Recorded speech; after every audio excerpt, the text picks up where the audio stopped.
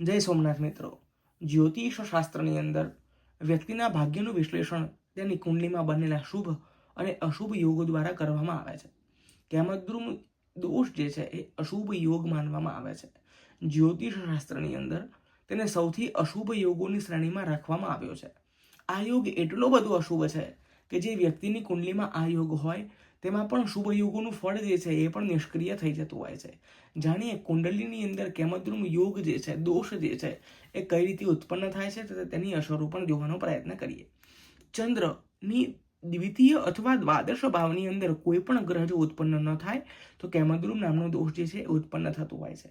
કેમદ્રુમ યોગ અને દુર્ભાગ્ય યોગનું પ્રતીક વેદોમાં કહેવામાં આવેલું છે કે ચંદ્રમાં મન સોજાત, અર્થાત ચંદ્ર જે છે એ મનનો સ્વામી હોવાના કારણે જો કોઈની જન્મ પત્રિકાની અંદર ચંદ્રની સ્થિતિ પ્રતિકૂળ હોય તો તે ખામીયુક્ત સ્થિતિમાં હોય છે અને તેની મન અને મગજ સંબંધિત સમસ્યાઓ હોય છે. ચંદ્ર ગ્રહની અશુભ અસરના કારણે કેમદ્રુમ યોગ જે છે એ ઉત્પન્ન થતો હોય છે. આ યોગના કારણે વ્યક્તિ માનસિક રીતે બીમાર પડી શકતો હોય છે. આ સાથે અજાણ્યાનો ડર હંમેશા વ્યક્તિને જીવનમાં સતાવી રહ્યો હોય છે.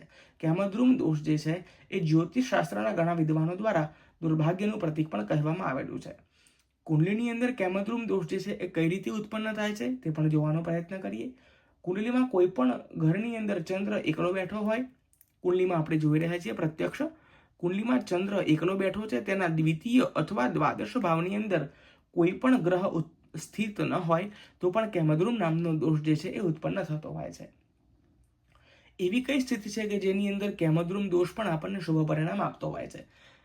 ઉદાહરણ તરીકે જોઈએ તો કોઈ પણ શુભ ગ્રહની દ્રષ્ટિ ભગવાન ચંદ્ર ઉપર હોય, ચંદ્ર ગ્રહ ઉપર હોય તો તેની સર્વ અશુભતા જે છે એમની અંદર નિવૃત્તિ પ્રાપ્ત થતી હોય છે. શું આપની કુંડલીની અંદર કેમદ્રુમ નામનો દોષ છે? જો હા તો કમેન્ટ બોક્સની અંદર કમેન્ટ કરી શકો છો. જાણીશું તેના ઉપાયો વિશે પણ આગળની વિડીયોમાં. ધન્યવાદ.